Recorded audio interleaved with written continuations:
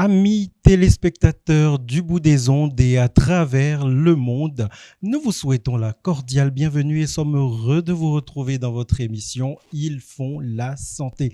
Cette émission, s'il en est besoin de le rappeler, est dédiée à ces institutions dont l'activité se retrouve au cœur de l'action sanitaire et pharmaceutique puisque nous émettons en coordination et dans le cadre du 23e Forum pharmaceutique international. Dans un instant, nous vous présentons le thème et l'invité du jour.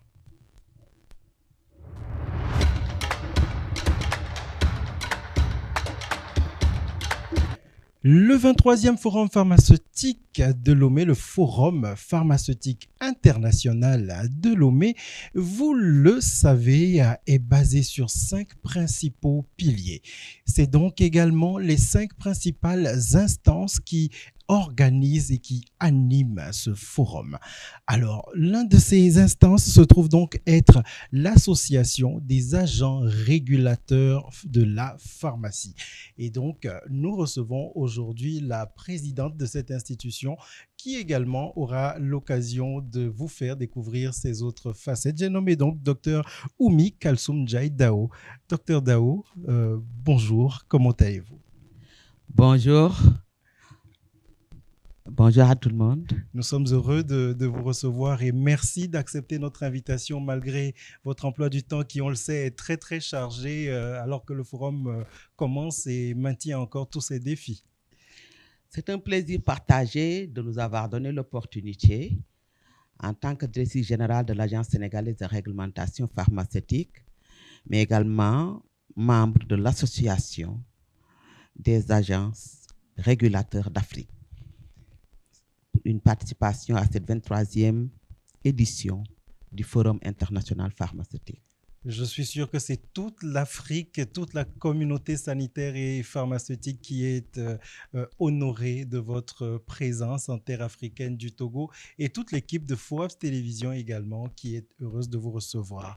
Alors, l'ANRP,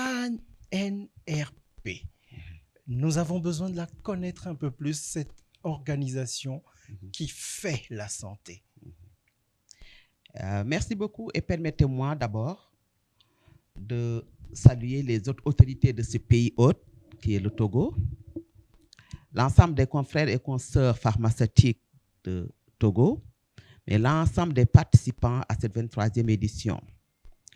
Au nom du Sénégal et de toute l'équipe qui nous accompagne, formant les 5 piliers de ce forum, que ce soit les représentants de l'UEPharm avec l'Ordre des pharmaciens du Sénégal, les représentants de l'ISPharm avec le syndicat des pharmaciens du Sénégal, les représentants de l'ACAM avec les centrales d'achat, les représentants des doyens de facultés de médecine et de pharmacie et les représentants des agences et directions pharmacie qui représentent les régulateurs. L'Association des régulateurs d'Afrique est née autour des visions de ces forums et est constituée de l'ensemble des dispositifs dans la régulation pharmaceutique. Dans certains pays, ce sont des agences de réglementation pharmaceutique. Dans d'autres, ce sont des directions de la pharmacie et du médicament. C'est dans l'optique et la vision de l'AMA, l'Agence africaine du médicament, qui avait demandé à l'ensemble de ces pays de mettre sur place des agences de régulation fortes. Vous savez bel et bien que dans cette édition 23 où nous avons l'accès universel aux soins, on ne peut pas parler sans parler du médicament de qualité sûre et efficace dans un écosystème réglementaire. C'est pourquoi l'association a pris sur elle, avec l'agenda dans le forum, de se réunir en assemblée générale, de participer à la conférence des présidents, de donner la vision et la mission de l'association, les attentes, dans le dispositif santé globalement, mais dans le dispositif pharmaceutique en général, en particulier. Cette association a pour rôle d'harmoniser les politiques dans l'ensemble des pays africains, surtout francophones, en termes de régulation pharmaceutique. De faire le plaidoyer des autres pays qui n'ont pas encore d'agence pour continuer cette agenciarisation de nos directions de pharmacie.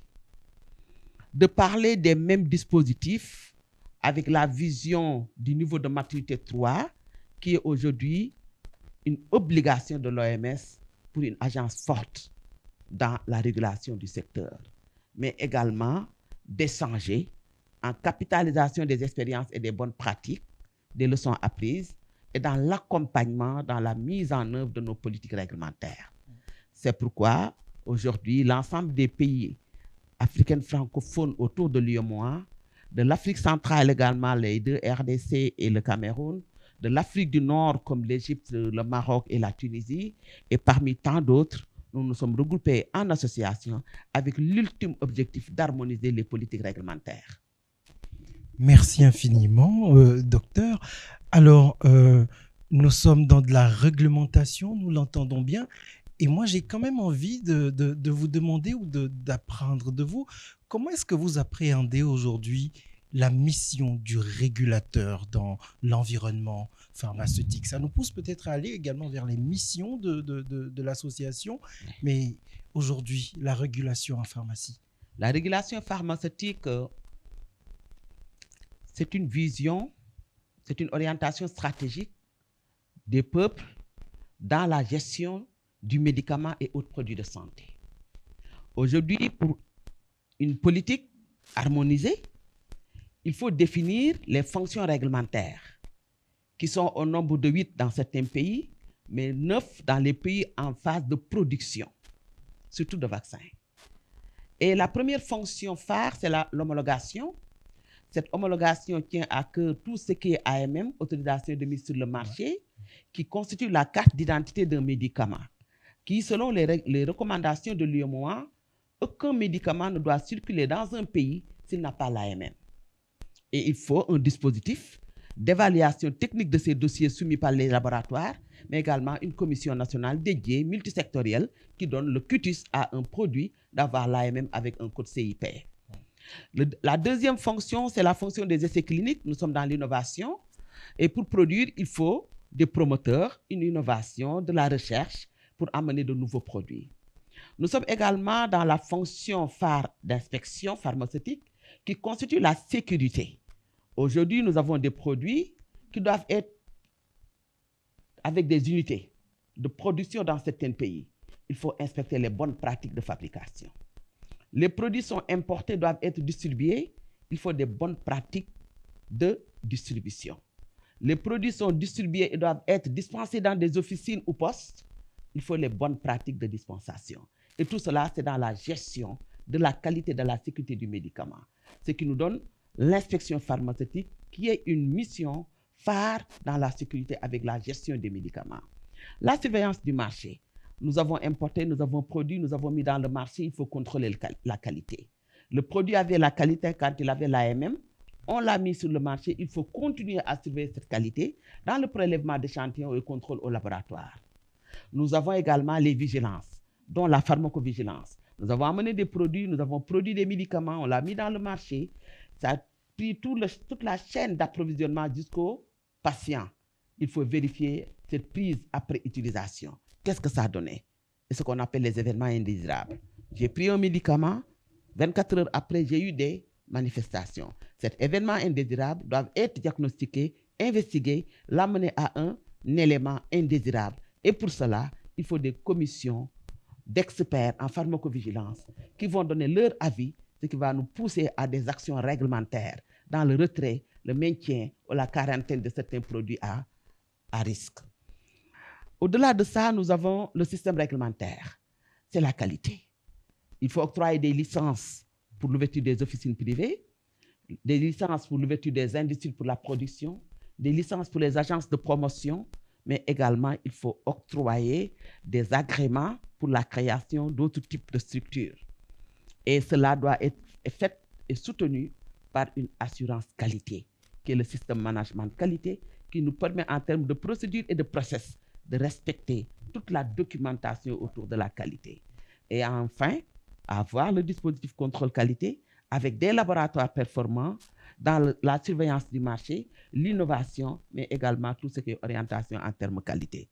Donc, vous pouvez vous dire que la réglementation pharmaceutique se résume en 9 fonctions pharmaceutiques, 9 fonctions réglementaires si nous voulons produire, et 8 dans les pays qui ne sont pas encore des producteurs. et régit et soutient tout ce qui est médicament. Dans la chaîne d'approvisionnement, sur toute la chaîne de valeur, il faut de la réglementation pharmaceutique. Et nous le voulons maintenant avec un complément de pilier qui est la traçabilité des produits que nous appelons la sérialisation, qui fait partie de la vision.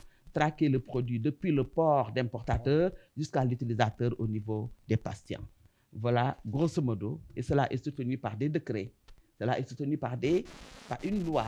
Les pays doivent avoir la loi sur la pharmacie qui régit les titres, qui régit la vision, qui donne les articles, qui parle des infractions, qui parle des sanctions, surtout dans le monde de lutte contre les faux médicaments et produits falsifiés.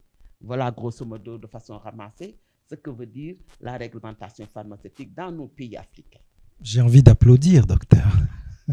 Mais je pense que ça aura tout à fait la même valeur si je vous apporte les encouragements et les félicitations de l'ensemble des téléspectateurs qui nous suivent, parce qu'on comprend bien que votre fonction, celle du régulateur, est une des fonctions les plus en avant-garde, mais également aussi les plus en poste d'évaluation quand il s'agit de couverture sanitaire universelle. Oui. Aujourd'hui, parler de la couverture universelle, c'est assurer le traitement avec des politiques, normes et protocoles. Et tout cela, l'élément socle, c'est la disponibilité et l'accessibilité du médicament et des produits de santé à tous les niveaux. Et cela, la porte d'entrée, c'est la réglementation, la porte de sortie, c'est la réglementation. Clairement. Donc, nous pouvons dire que la réglementation est le socle d'un dispositif sanitaire vraiment dynamique et résilient. Bien sûr. Merci infiniment, docteur, d'autant plus que tout cela nous édifie énormément. Quel est, de votre point de vue ou du point de vue organisationnel de l'association aujourd'hui, le défi de la réglementation ou du régulateur? Nous avons 4 axes majeurs en tant que défi. C'est appeler les gouvernants, nos politiques, à accompagner l'agenciation de nos directions de la pharmacie et du médicament pour l'harmonisation de nos politiques dans un écosystème réglementaire. Donc, c'est un défi d'engagement politique, d'accompagnement et d'appropriation de nos autorités dans les pays qui ne sont pas encore agences. Pour l'association, c'est d'harmoniser toute la politique, de parler le même langage, de nous entraider dans la mise en œuvre de ces politiques. Ça veut dire nous parler, avoir des instances de gouvernance. Nous l'avons. Aujourd'hui, nous avons l'association, nous avons la gouvernance de l'association, nous avons une politique à mettre en œuvre avec des plans d'action. Et ce sont ces actions cumulées autour de l'ensemble des agences qui vont nous donner maintenant des résultats attendus. Pour que d'ici l'édition 24 de FPI, que ce plan d'action soit mis en œuvre avec des évidences de mise en œuvre et des indicateurs de performance pour montrer que l'Afrique a un réseau d'agences de régulation pharmaceutique qui a une vision, une politique, des actions à mener et qui est attendue sur tel angle. Donc le défi majeur aujourd'hui, si nous le disons en priorité, c'est de rendre toutes les directions de pharmacie en agence, d'appuyer la politique, le financement, le personnel avec une vision claire de chaque pays et de nous retrouver autour d'une table dans une gouvernance africaine et parler le même langage, mettre en œuvre un plan d'action cumulé. Voilà les défis majeurs. Avec un financement autonome. Ça veut dire quoi? Que les redevances de nos prestations de services en tant qu'agence soient retournées entièrement aux agences pour la mise en œuvre de nos politiques et l'appui de nos gouvernements. Je suis heureux d'annoncer et de confirmer que la mise en place d'outils tels que les organes de télévision comme ceux-ci appartenant à la Fédération ouest-africaine du secteur privé de la santé va également dans la mission de soutenir tous ces défis en donnant l'information, en appuyant la vision et en travaillant à engranger différents partenaires stratégiques. C'est très important parce que dans la vision, nous avons la partie communication. Tout ce que nous faisons pour les peuples et les nations et qui n'est pas partagé par ces peuples et ces nations ne sert à rien à ces peuples et ces nations. C'est pourquoi nous avons le volet communication que nous importe, qui est très important pour nous. Autant nous avons la digitalisation très importante, autant nous avons le volet communication. Donc, on vous accueille à bras ouverts et vous demande de nous suivre dans tous les forums où nous aurons l'appui et la présentation de l'agence, mais vous met en contact avec le Focus du Togo, qui est aujourd'hui le directeur de la direction de la pharmacie du Togo, que nous souhaitons être agence dans les plus brefs délais au niveau du Togo. Je pense que ce sera fait. Alors, docteur, nous approchons de la fin de cette entrevue. Nous avons bien envie de savoir comment est-ce que l'association est structurée. Il y a certainement des acteurs clés qui vous accompagnent dans cette mission.